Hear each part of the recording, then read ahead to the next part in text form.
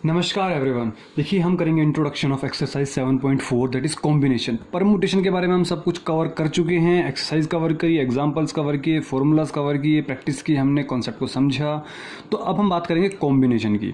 देखिए इन दोनों में डिफरेंस क्या मैं पहले ही बता चुका हूँ, बट मैं फिर भी रिपीट कर देता हूँ। सपोज करो मेरे पास तीन बंदे खड़े हुए हैं, ए बी सी नाम के तीन कैंडिडेट्स खड़े हुए हैं। ए बी सी नाम के तीन कैंडिडेट्स हैं। मैं इसके अंदर बात करता हूँ परम्यूटेशन की भी, कि परम्यूटेशन होगा तो क्या होगा, और मैं इसके अंदर बात करता हूँ कॉम्बिनेशन की भी, कि कॉम्बिनेशन होगा तो क्या होगा। देखिए परम्यूटेशन क्या बोल रहे हैं कि सपोज करो तीन बंदे हैं ना, तो तीन बंदों में से मैंने दो बंदों को सिलेक्ट कर लिया, तो अब हमें अरेंज करना है। इसका मतलब क्या है, अरेंज करना। मैं पहले भी बता चुका हूँ। तो अरेंज करना है, तो अब अरेंज कैसे होगा, मे बी हो सकता है कि पहले ए आ जाए फिर बी आ जाए, हो सकता है कि पहले ए आ जाए फिर सी आ जाए, हो सकता है कि हमारे पास पहले बी आ जाए फिर सी आ जाए। तो ये कॉम्बिनेशन बन सकते हैं, नहीं बन सकते? बिल्कुल बन सकते हैं। अब ये भी तो बन सकते हैं कि पहले बी और फिर ए। देखो अरेंज करना है। सपोज हमारे पास एक बेंच पे दो बंदे बैठे हुए हैं, ठीक है, हमें बैठाना है। तो इधर ए बैठे इधर बी बैठे, ये भी एक अरेंजमेंट है। इधर ए बैठे इधर बी बैठे, ये भी एक अरेंजमेंट है। तो अरेंजमेंट के अंदर हमारे पास दोनों चीज़ें काउंट होंगी। ए सी है तो सी ए भी होगा, बी सी है तो सी बी भी होगा। तो अरेंजमेंट के अंदर तो हमारे पास दोनों चीज़ें पॉसिबल है। समझ में आ रही है ना बात? सपोज करो हमारे पास एक बेंच है, एक आप लोग क्लासरूम में बैठे हैं, और एक क्लासरूम में बैठे हैं, तो इधर लेफ्ट खिड़की साइड हमारे पास ये वाली है। तो खिड़की वाली साइड में सपोज ए बैठा है, इधर बी बैठा है, तो एक अरेंजमेंट हो गया। लेकिन आपका दोस्त बोलता है नहीं नहीं, मुझे बी वाला बोलता है मुझे खिड़की की तरफ बैठना है, तो बी इधर आ गया, ए इधर आ गया, तो ये भी एक अरेंजमेंट है। तो दोनों काउंट होंगे हमारे पास अरेंजमेंट के अंदर। तो ये हमारे पास कितने वेज हो गए, 6 वेज हो गए इस तरीके से देखा जाए तो।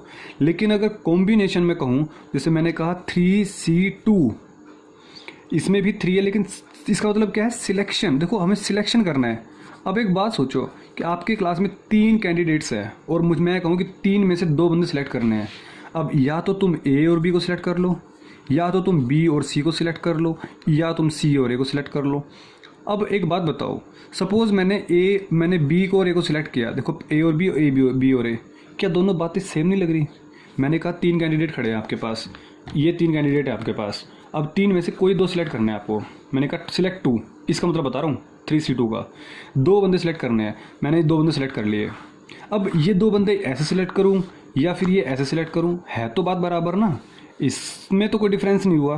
तो सिलेक्शन की बात करूंगा, कॉम्बिनेशन की बात करूंगा, तो ए बी बी ए हमारे पास सेम टर्म्स कहलाएंगी। लेकिन अगर मैं परम्यूटेशन की बात करूंगा तो हमारे पास अरेंजमेंट ए और बी यहाँ पे अलग है, बट यहाँ पे बी और ए दोनों अलग है, तो इसमें दोनों काउंट किए जाएंगे। तो इसका मतलब क्या हुआ, एक बात समझो। तो बी ए को काउंट नहीं करेंगे, सी बी को काउंट नहीं करेंगे, और ए सी को काउंट नहीं करेंगे। तो अभी हमने देखा कि इस 3P2 की वैल्यू तो हमारे पास 6 आ रही है, और 3C2 की वैल्यू हमारे पास 1 2 3 आ रही है। तो डिवाइड तो हो रहा है, कुछ ना कुछ तो डिवाइड हो रहा है, क्योंकि कम हो रही है ना वैल्यू। सो अब देखिए समझ में आ गया। तो ये हमारे पास जनरल डिफरेंस था कि परम्यूटेशन और कॉम्बिनेशन। जब हम क्वेश्चंस करेंगे ना, तो अपने आप पकड़ में आ जाएगा कि क्वेश्चन सिलेक्शन का है या अरेंजमेंट का है। ये किस में था हमारे पास। अब देखिए मैं बात करता हूँ फॉर्मूलाज की। तो जब मेरे पास पहला फॉर्मूला निकल के आएगा, देखिए पहला फॉर्मूला जो निकल के आ रहा है वो सुनिएगा। अभी तक हमने देखा था NPR का फॉर्मूला। जो NPR का फॉर्मूला था हमारे पास वो क्या था कि n factorial divided by n minus r का फैक्टोरियल। यस और नो। अब जो NCR का निकालेंगे फॉर्मूला, तो NCR का फॉर्मूला हमारे पास क्या हो जाएगा, NPR के फॉर्मूले में आप r फैक्टोरियल को डिवाइड कर देंगे, हमारे पास क्या बन जाएगा, ये बन जाएगा। अच्छा ठीक है। तो NPR का फॉर्मूला हमारे पास क्या हो गया, n factorial divided by n minus r factorial. अच्छा डिवाइड हमें किससे करना है, r फैक्टोरियल से, तो हमने r फैक्टोरियल से डिवाइड कर दिया। अब ये कहाँ जाएगा, देखो आपको चीज़ें तो बेसिक चीज़ है ना। अब इसके नीचे सपोज करो 1 मान लो, तो ये जो टर्म है ये ऊपर जाके पलटी मारेगा। तो n factorial divided by n minus r factorial, r factorial divided by 1 है, तो यहाँ पे क्या हो जाएगा 1 बाई आर फैक्टोरियल। ठीक है ना, ये ऊपर जाके पलटी हो जाता है। ठीक है, तो इसको हम लिखेंगे किस तरीके से, इसको हम इस तरीके से लिखेंगे n factorial divided by R factorial into में n माइनस आर फैक्टोरियल। तो अब आपको ये चीज़ आपको याद रखनी पड़ेगी कि n factorial divided by R factorial into में n माइनस आर फैक्टोरियल। ये हमारे पास पहला फॉर्मूला निकल के आ गया। ठीक है, तो अब हमारे पास देखिए एक फॉर्मूला और निकल के आता है। मैं आपको एक चीज़ बता देता हूँ यहाँ पे। जैसे कि मैंने कहा सपोज हमारे पास 7 बंदे हैं, ठीक है, और 7 बंदों में से मुझे सिलेक्ट करने हैं 3 कैंडिडेट्स, तो 7C3 की वैल्यू ना आपके पास 7C4 की वैल्यू की इक्वल आने वाली है। ये आप याद रखना। कैसे याद रखना कि आपके पास ये जो टर्म है और ये जो टर्म है, इन दोनों का सम हमेशा ऊपर वाले टर्म के इक्वल होगा। 4 और 3 7। जैसे मैंने कहा 7C5, तो 7C5 की वैल्यू क्या हो जाएगी? 7C2, 5 और 2 7। ठीक है, मैंने कहा 7C7, तो 7C7 की वैल्यू क्या हो जाएगी? 7C0, 7 और 0 7। तो आपको ये टर्म याद रखनी है और ये टर्म हमारे पास काफ़ी इंपॉर्टेंट है। तो NCR is equals to NCN-R। ये टर्म आपको याद रखनी ही पड़ेगी। और इस टर्म के साथ साथ जब आप याद रख लेंगे, तो जैसे कि मैं एग्जांपल दे रहा हूं कि NCN is equals to NC0। देखो घुमा फिरा के मैंने बात को वही कहा है, क्योंकि आप नीचे वाले टर्म्स को ऐड करो, R plus N minus R, R से R कट गया तो N बचा, N और 0 का सम N। तो ये दो फॉर्मूलाज आपके बेहद इंपॉर्टेंट है। इन दोनों फॉर्मूलाज के अलावा बगैर आप क्वेश्चन को सोल्व नहीं कर पाएंगे। ठीक है, काफ़ी क्वेश्चन तो हमारे पास सेकंड्स में सोल्व हो जाएंगे। NCN, NC0 आपको ये पता रहना चाहिए कि दोनों टर्म्स इक्वल होती है।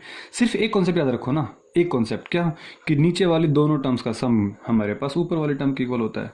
बस क्लियर? यस और नो? तो आई थिंक सो आपको ये चीज़ें क्लियर हो गई होंगी। NCR is equal to NCN minus R। और आपको पता है 0 फैक्टोरियल तो आपके पास क्या होता है? 0 फैक्टोरियल आपके पास 1 होता है। और आपको ये भी पता है कि जो R वैल्यू होगी, अब एक बात बताओ, 3 कैंडिडेट्स थे, उनमें सिलेक्ट करना था कुछ, तो जो सिलेक्ट किया जाएगा ऑब्वियसली बात है 3 से ज़्यादा तो हो नहीं सकता। तो हमें ये चीज़ पता है कि जो R की वैल्यू है, जो हमारे पास, देखो हमने लास्ट एक्सरसाइज में भी जब हमने क्वेश्चन किया था, जो R की वैल्यू थी वो क्या होगी हमारे पास? 0 से तो बड़ी ही होगी और हमारे पास N से तो छोटी ही होगी। ये चीज़ें तो हमें पता है। मेन 2 चीज़ें हैं, वो ये 2 चीज़ें हैं। अब आप इनको अपने माइंड में उतार ले, बसा ले। ठीक है, अब इन दोनों का मैं फिजिकल सिग्निफिकेंस बताता हूँ। देखो एक बात सुनो, देखो मैं यहाँ पे बता रहा हूँ 5वीं चीज़ है तो वही NCN, लेकिन NCN की वैल्यू जब आप सोल्व करेंगे, सपोज करो मैंने एग्जांपल लिया, देखो एग्जांपल ले रहा हूँ मैं 7C7। इसका मतलब है क्या वो समझते हैं। देखो 7 चीज़ें हैं मेरे पास, ठीक है। देखो मैं अभी just please wait for a second, मैं आपको 7 चीज़ दिखाता हूँ। देखो 1 2 3 4 5 6 और मेरे पास एक 7। अब बोला क्या गया है कि 7 में से 7 चीज़ों को सिलेक्ट करना है। 7 चीज़ मतलब क्या? 7 चीज़ें मुझे सिलेक्ट करना है। देखो इनको सिलेक्ट करने का तरीका कितने हो गया, ये देखो एक तरीका हो गया। अरे एक ही तो तरीका हुआ सिलेक्ट करने का। तो इट मीन्स वोट कि आपके पास 7C7 की वैल्यू कितनी हो गई? 1 हो गई।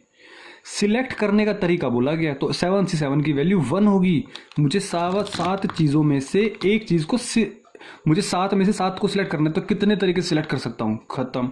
अच्छा, अगर मैं बोल दूँ कि 7 में से मुझे 5 सिलेक्ट करनी है, हो सकता है कि ये 5 हो सकता है कि मेरे पास ये 5 हो सकता है मेरे पास ये 5 हो।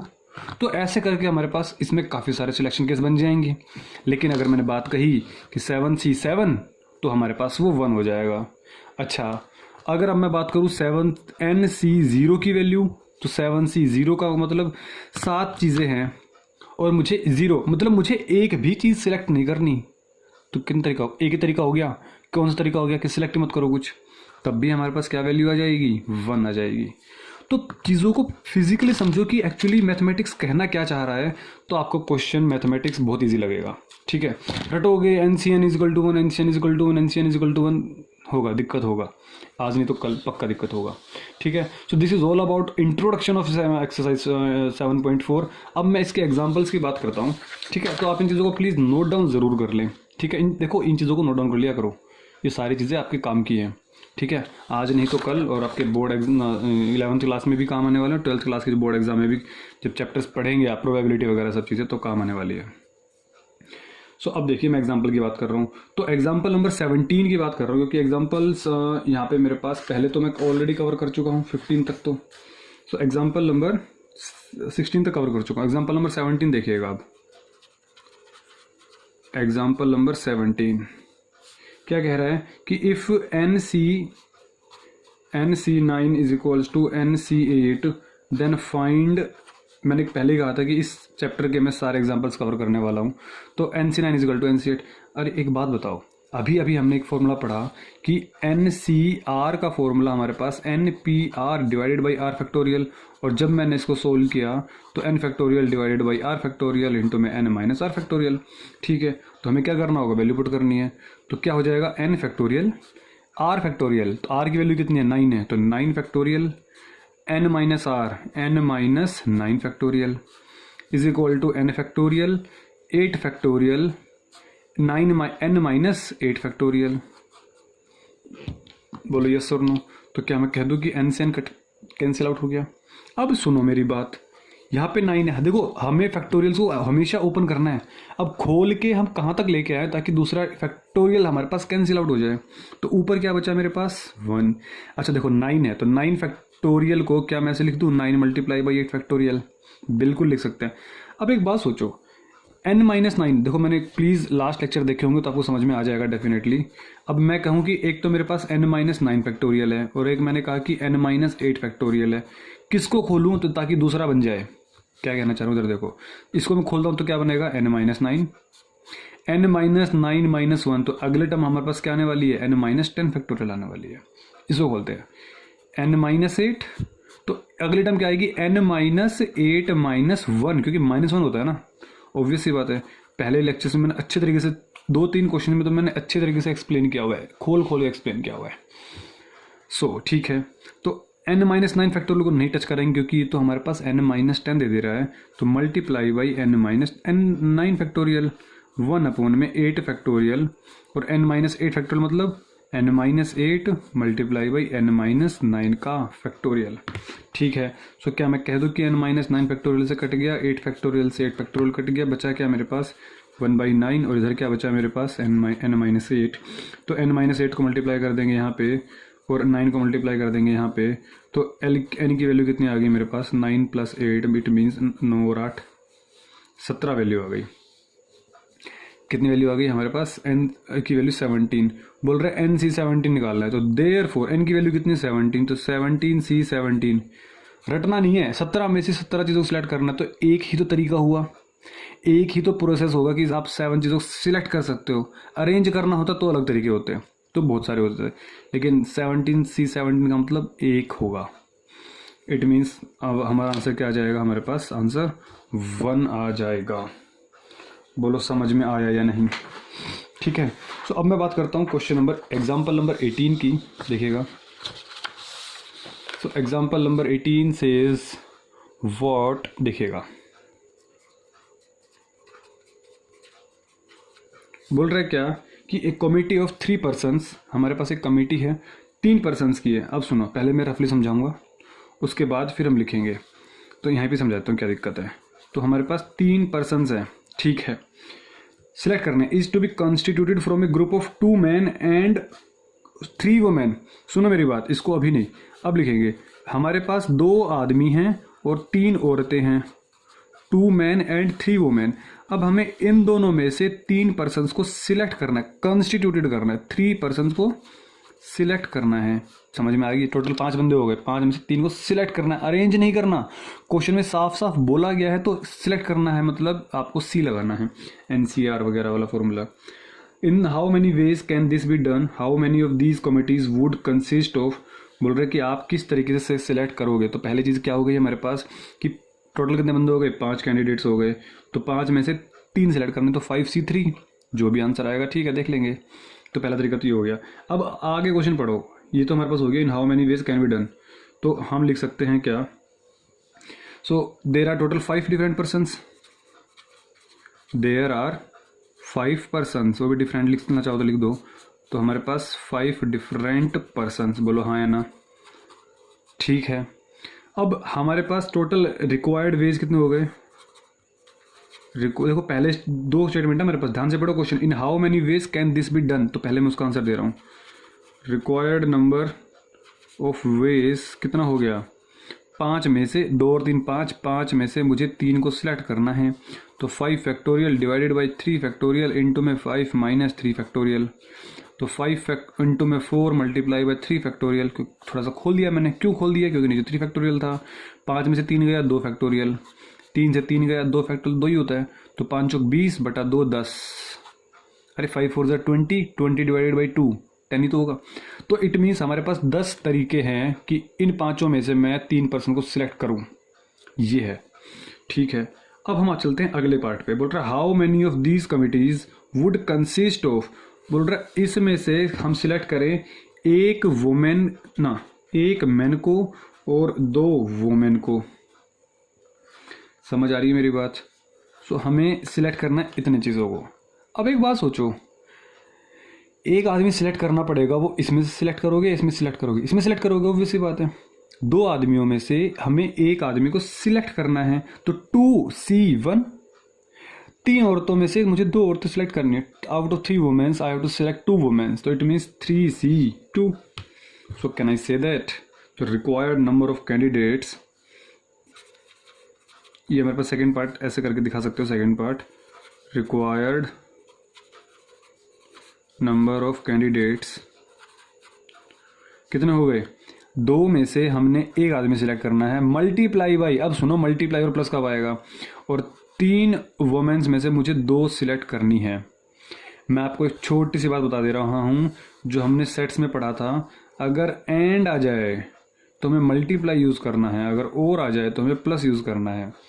हमें एक मैन और 2 वुमेन, 1 मैन एंड 2 वुमेन, समझ पा रहे हो क्वेश्चन?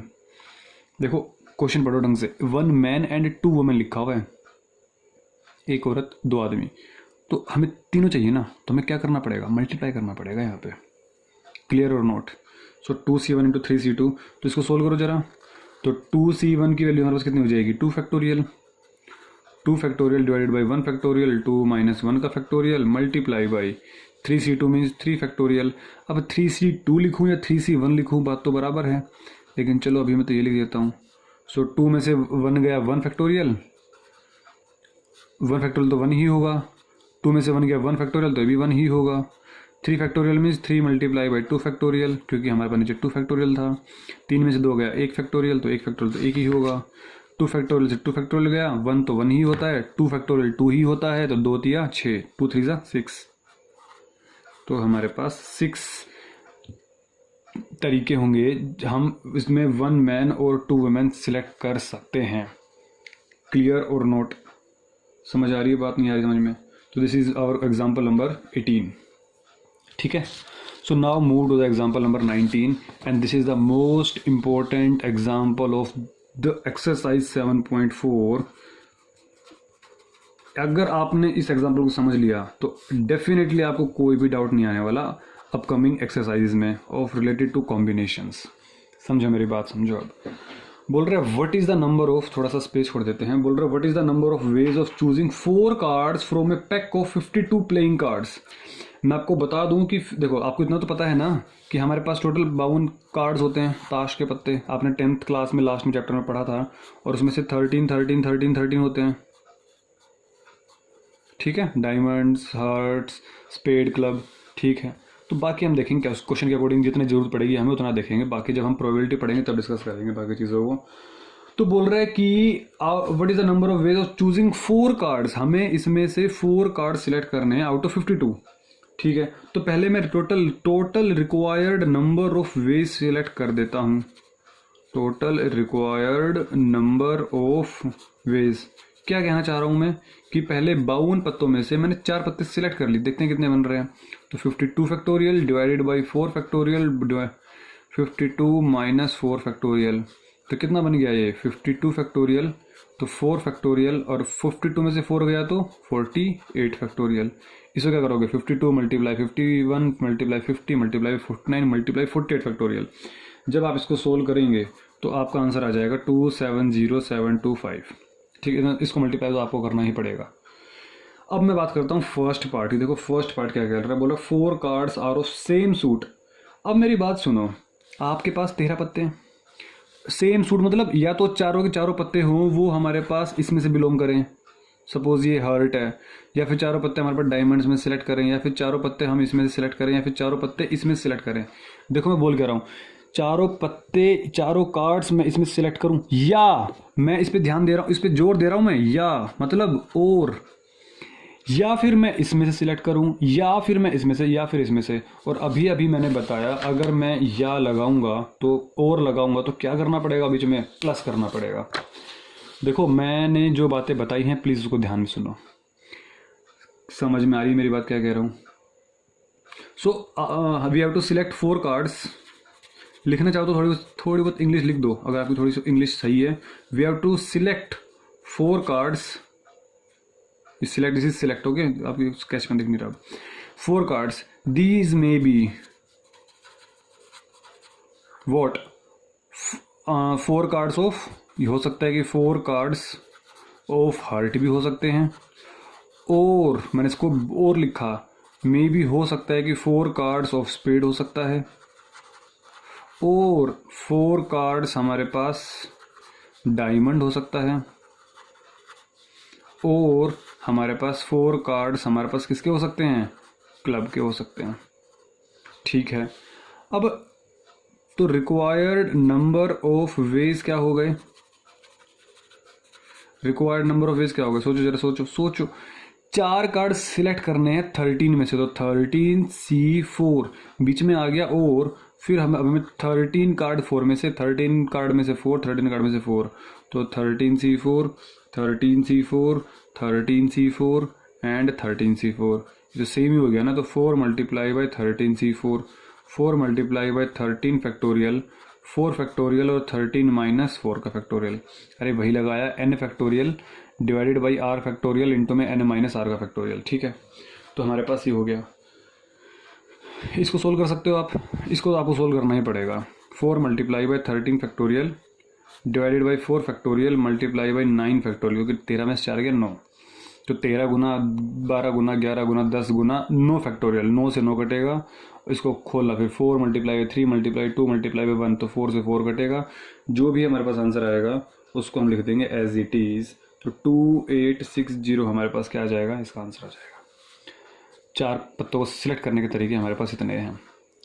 अब मैं बात करता हूँ सेकंड पार्ट की। बोल रहा है क्या, 4 cards belong to 4 different suit. देखो सुनो मेरी बात, 4 पत्ते हैं, अब हमें चारों पत्ते अलग डिफरेंट सूट से चाहिए। सूट मतलब वो सूट नहीं जो आप सोच रहे हैं, सूट मतलब या तो चारों के चारों डायमंड के होने चाहिए, या चारों के चारों क्लब के होने चाहिए, या चारों के चारों इसके, या फिर चारों इसके, ऐसा भी नहीं। 4 पत्ते, सुनो मेरी बात, हमने 4 पत्ते सिलेक्ट किए, सॉरी फॉर दैट मैंने एक चीज़ गलत बोली, हमारे पास 4 पत्ते सिलेक्ट किए, 1 2 3 4। अब चारों पत्ते हमारे पास ये होने चाहिए, अलग अलग होने चाहिए। मे भी हो सकता है कि एक हमारे पास डायमंड का हो, मे भी हो सकता है एक मेरे पास हर्ट का हो, दिस इज़ हर्ट, ओके, हो सकता है एक सपोज हो सकता है स्पेड का, और एक हमारे पास क्लब का, और होना ही पड़ेगा क्योंकि 4 पत्ते हमें चारों के चारों अलग अलग चाहिए। तो इट मीन्स वॉट कि एक पत्ता ये होगा, एक पत्ता ये होगा, एक पत्ता ये होगा, और एक पत्ता ये होगा।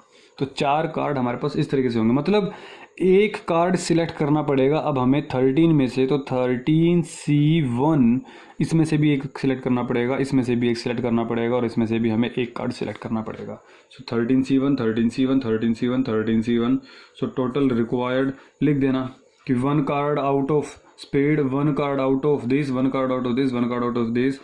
तो रिक्वायर्ड नंबर ऑफ वेज कितने हो गए, 13C1।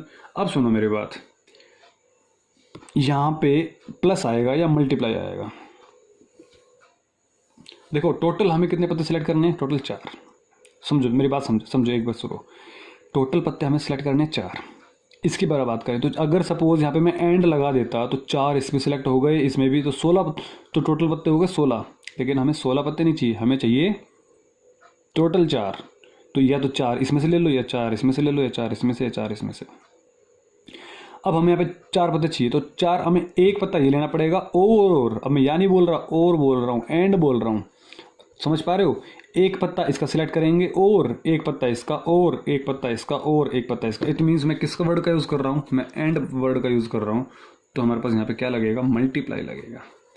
बच्चों को बहुत डाउट आते हैं, सर यहाँ पे मल्टीप्लाई क्यों लिया, यहाँ पे प्लस क्यों लिया। पता नहीं, मैंने सिर्फ एक लाइन में मैंने सारा क्वेश्चन ही खत्म कर दिया आप लोगों का। सिर्फ इस स्टेटमेंट में मैंने पूरा, बहुत बच्चों को डाउट आते हैं, बिलीव मी, इस डाउट के अंदर मैंने, इस बॉक्स के अंदर मैंने सारे डाउट्स क्लियर कर दिए। आप अगर ढंग से समझो तो आप मेरी बातों को, वरना फिर डाउट लेते रह जाओगे, सर बताओ मुझे दोबारा, सर बताओ मुझे दोबारा। साफ साफ मुझे समझ में आ रहा है कि अगर मैं एक और का मतलब एक ये पत्ता और एक पत्ता ये पत्ता और एक ये पत्ता, मतलब उन सबकी पत्ते लेने, सारे पत्ते लेने हैं।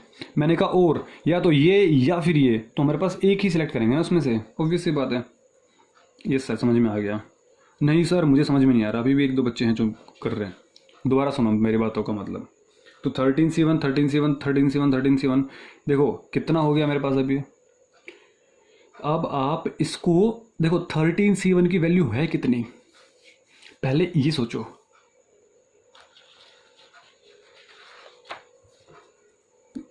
जस्ट वेट फॉर सेकेंड, मैं एक चीज़ ढूंढ रहा हूँ, एक बात सुनो। मेरे पास स्केच पेन्स है 3 4 5 6 7 है। मैं कह रहा हूँ कि 7C1 की वैल्यू कितनी होगी, मैंने ये चीज़ नहीं बताई आप लोगों को। 7C1 की वैल्यू सपोज 7 है ना, 7 में से मुझे एक सिलेक्ट करनी है, या तो ये होगा या फिर ये होगा या फिर ये या फिर ये या फिर ये या फिर, मतलब एक एक सिलेक्ट करोगे ना। अब इनमें से एक तरीका ये हो गया, दूसरा ये हो गया, तीसरा ये चौथा, ये पाँचवा, ये छठा और ये सातवां। तो 7C1 की वैल्यू कितनी हो गई हमारे पास, 7 हो गई। 7C0 की वैल्यू कितनी हो गई थी, 1 हो गई थी। तो देखो आपको फॉर्मूला लगाना ही नहीं पड़ेगा, अगर चीज़ें याद है कॉन्सेप्ट से ना, तो आपको ऐसे 7C1 मतलब 7 में से मुझे एक सिलेक्ट करना है, तो एक सिलेक्ट किया, दूसरा तीसरा, 7 तरीके हो गए, सिंपल सी बात है। ठीक है, तो इसका मतलब हमारे पास क्या हो गया, 13C1 की वैल्यू 13, और यकीन ना है तो प्लीज़ आप फॉर्मूले में डाल लेना, आपके पास आंसर आ जाएगा। 13 तो कितने वैल्यू हो गई हमारे पास, 13 की पावर 4, और 13 की पावर 4 को आप सोल्व करके यहाँ पे लिख देना जो भी आएगा।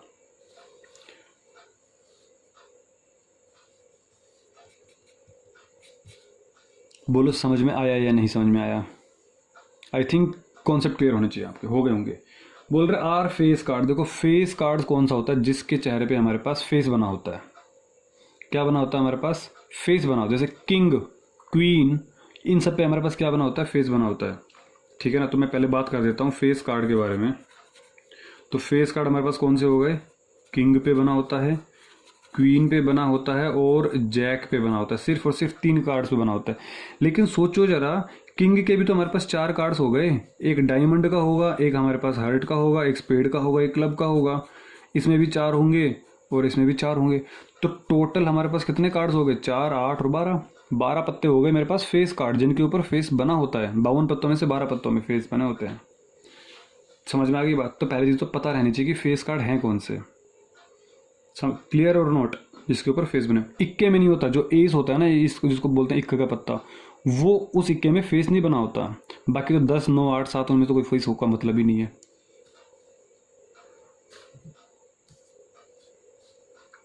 तो हमारे पास क्या बोला गया, आर फेस कार्ड्स होने चाहिए। अब सुनो, अब मेरी बात का मतलब सुनो। हमारे पास कितने कार्ड्स टोटल, 12 कार्ड, लेकिन हमें सिलेक्ट करने कितने हैं, 4 कार्ड्स को सिलेक्ट करना है। तो 4 कार्ड सेलेक्ट कर देते हैं। तो रिक्वायर्ड वेज कितने हो गए, 12C4। 12 में से 4 पत्ते सिलेक्ट करो और मूव करो। तो 12 factorial divided by 4 factorial, 12 minus 4 factorial. तो 12 फैक्टोरियल 4 फैक्टोरियल, 12 में से 4 गया 8 फैक्टोरियल। क्या आप इसको सोल्व कर सकते हैं? और जब आप इसको सोल्व करेंगे तो हमारे पास 495 आंसर आ जाएगा। क्लियर और नोट?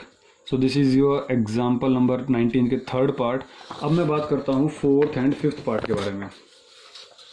देखिए 4th और 5th पार्ट में यहीं पे सॉल्व कर देता हूँ आपका। ठीक है, एग्जाम्पल नंबर 18 के नीचे आपको ये हाइड कर देता हूँ ताकि आप लोगों का ध्यान इस तरफ ना जाए, इसलिए मैं वाइट पेज रखता हूँ। देखो मैं ना, इसलिए जो साइड में बैकग्राउंड होता है ना, मैं उसको थोड़ा सा अवॉइड करने की कोशिश करता हूँ ताकि आपका ध्यान भटके ना। क्योंकि अगर हमें बिल्कुल साफ एक ही नज़र दिखेगी हमारे पास, सिर्फ जो वर्ड्स पे जाएंगी, बाकी जगह हमारे पास जाएंगी नहीं। 4th पार्ट देखते हैं। बोला 2 आर रेड कार्ड्स। देखो 2 हमारे पास कौन से कार्ड हैं, रेड कार्ड हैं, और 2 हमारे पास कौन से कार्ड्स हैं, हमारे पास ब्लैक कार्ड हैं। तो अभी तो आपको बताया मैंने कि 52 पत्तों में से 26 पत्ते ब्लैक होते हैं, 26 पत्ते लाल होते हैं। 26 are black and 26 are red. उन 26 में से 13 हमारे पास अलग, 13 अलग, और ये 13 अलग, ये 13 अलग। अब क्या बोल रहा है आपके पास कि 2 पत्ते तो रेड होने चाहिए। सपोज ये हमारे पास रेड है, ये हमारे पास ब्लैक है। तो रेड सिलेक्ट करोगे, कितने में से सिलेक्ट करोगे, 26 में से।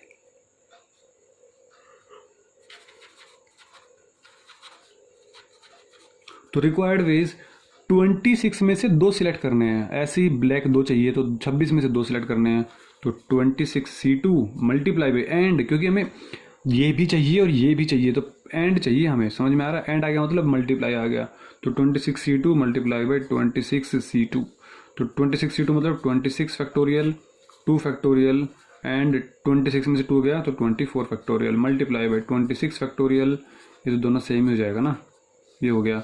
सो can I say that 26 factorial 2 factorial और 24 फैक्टोरियल का होल स्क्वायर, इसको सोल्व कर सकते हो आप इजीली से।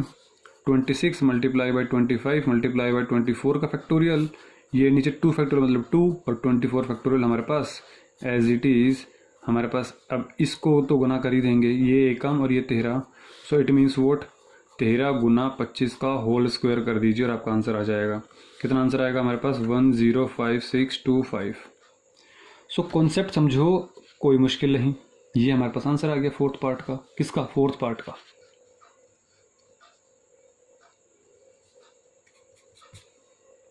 सो now move to the last part of this question. बोल रहा cards are of the same colour. अब भाई हमारे पास सेम कलर के होने चाहिए, हमें पत्ते कितने सेलेक्ट करने हैं? 4। अब सोचो जरा, 52 पत्ते थे तो देयर आर 52 कार्ड्स, 52 में से 4 सेलेक्ट करने हैं। या तो अब देखो सेम कलर होना चाहिए, या तो रेड होगा या ब्लैक होगा, ऑब्वियस सी बात है ना भाई, सेम कलर मतलब क्या है, या तो रेड होगा या ब्लैक होगा। रेड कितने? 26, ये भी कितने? 26। अब या तो मैं लिख देता हूँ, मेरी बात सुनना, अगर इंग्लिश पढ़नी है तो प्लीज़ आप एनसीईआरटी बुक को फॉलो कर लेना, वहाँ पे एग्जाम्पल में जो स्टेटमेंट लिखी हुई है वहाँ समझ लेना, लेकिन मैं समझा रहा हूँ, समझ जाओगे। हमें चाहिए 4 पत्ते। अब या तो 4 पत्तों को मैं लाल पत्तों में से ले लूँ, तो मतलब 26C4 मैंने लाल पत्तों में से उठा लिए। अगर सपोज ये नहीं चाहिए तो फिर या तो ये ले लो, या मतलब और, या फिर आप ब्लैक पत्तों में से ले लो। क्लियर और नोट? या तो आप चारों के चारों पत्ते रेड पत्ते ले लो, तो रेड पत्ते ले लेंगे तो 26C4, या मतलब प्लस और मतलब और, तो फिर 26 में से हम 4 पत्ते ब्लैक ले लेंगे तो 26C4। तो ये हमारे पास क्या आ जाएगा? आंसर आ जाएगा। तो इसका मतलब क्या है? इसका मतलब यही तो है 2 मल्टीप्लाई बाई 26C4। इसका मतलब यही तो है कि 26 फैक्टोरियल, यहाँ पे 4 फैक्टोरियल और 26 माइनस 4 का फैक्टोरियल। इसका मतलब हमारे पास क्या है? 2 फैक्टोरियल 26 मल्टीप्लाई बाई 25, 26 में से 4 हो गए 22 multiply by 24 multiply by 23 multiply by 22, और हमारे पास फैक्टोरियल, सॉरी अलग पेज पे चला गया वो, ठीक है। तो आप इसको ही समझिए प्लीज़, आप इसको 22 फैक्टोरियल समझिए, मैं रिपीट कर रहा हूँ। तो 4 फैक्टोरियल 26 में से 4 गए 22 फैक्टोरियल, ये तो हमारे पास कटना ही था तो काट दिया, बस काम खत्म उसका। तो अब हम इसको मल्टीप्लाई करना पड़ेगा। देखो 4 multiply 3 multiply by 2 multiply by 1, तो जब आप इसको सोल्व करेंगे तो 29900 हमारे पास क्या आ जाएगा? आंसर आ जाएगा। तो क्वेश्चंस को समझो, रटना नहीं। 4 पत्ते हमने लाल पत्ते लेने थे, या फिर चारों पत्ते आप ब्लैक ले लो, तो हमारे पास काम हो जाएगा। तो या फिर आ गया तो प्लस आ जाएगा, बस आपका क्वेश्चन हो गया। So this is all about introduction and examples of this exercise. Now we will move to the exercise 7.4 questions in the next class. Hope so आपको चीज़ समझ में आ रही है, ठीक है। सो मिलते हैं नेक्स्ट क्लास में, तब तक के लिए टेक केयर, अपना ख्याल रखिएगा, स्वस्थ रहिएगा और मस्त रहिएगा।